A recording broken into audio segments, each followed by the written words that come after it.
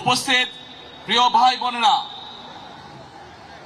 আজকে আমরা এখানে উপস্থিত হয়েছে নির্বাচনী জনসভাকে কেন্দ্র করে।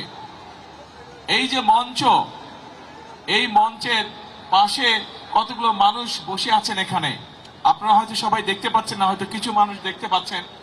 এই মানুষগুলো তাদের স্বজনদেরকে হারিয়েছে, গত জুলাই মাসে হারিয়েছে, কেউ কেউ অনেকে হয়তো এর আগে হারিয়েছে। এই যে তারা তাদের পরিবারের একজন স্বজনকে যে হারিয়েছে, এই স্বজনরা কি করেছিল? এই স্বজনরা চেয়েছিল এই বাংলাদেশের মানুষের যে ভোটের অধিকার কেড়ে নেওয়া হয়েছিল গত 16 বছরে, সেই ভোটের অধিকারকে তারা প্রতিষ্ঠিত করতে চেয়েছিল। এই বাংলাদেশের মানুষের কথা বলার যে স্বাধীনতা কেড়ে নেওয়া হয়েছিল, সেই স্বাধীনতাকে তারা প্রতিষ্ঠিত করতে চেয়েছিল।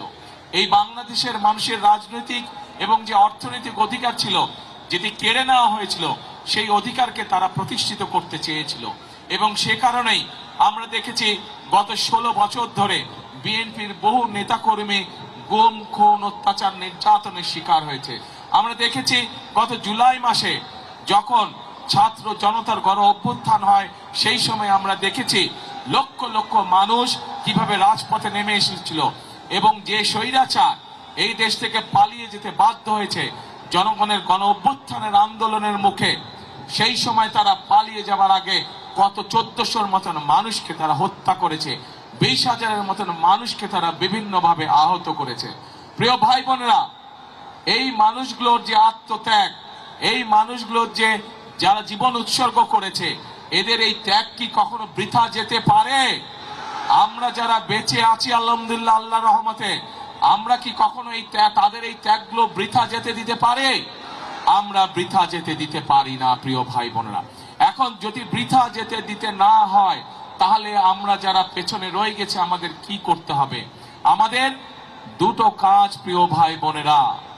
একটি কাজ হচ্ছে, যেই অধিকার আদায়ের জন্য ওই মানুষগুলো জীবন দিয়েছে, পঙ্গুত্ব বরণ করেছে কেউ কেউ, সেই অধিকার আমাদের আদায় হওয়ার সময় হয়ে এসেছে।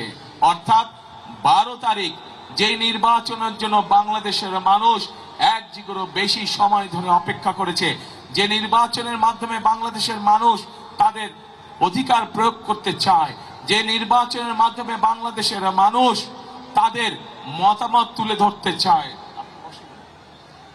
সেই নির্বাচন আমাদের সামনে উপস্থিত এবং জনগণ সেদিন 12 তারিখে তাদের সেই অধিকার প্রয়োগ করবে।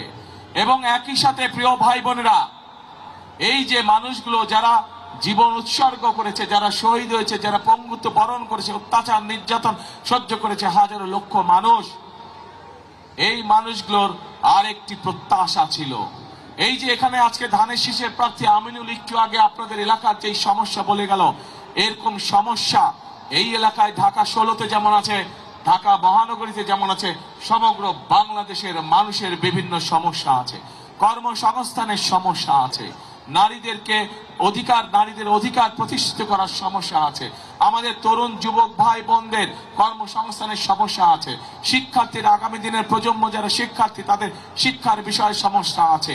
এখানে আমিনুল হাসপাতালের কথা বলেছে, সমগ্র বাংলাদেশের জেলা, উপজেলা, গ্রাম পর্যায়ে মানুষের স্বাস্থ্য সুবিধা নিশ্চিত করার সুবিধা আছে। অর্থাৎ এক কথায় আমরা দেখেছি গত 16 বছরে কিভাবে মেগা প্রজেক্ট হয়েছে, কিন্তু মানুষের ভাগ্যের মেগা পরিবর্তন হয়নি, বরং আমরা দেখেছি মেগা প্রজেক্টের নামে মেগা দুর্নীতি হয়েছে, কিন্তু মানুষের ভাগ্যের পরিবর্তন হয়নি। কিছু সংখ্যক মানুষের ভাগ্যের পরিবর্তন হয়েছে।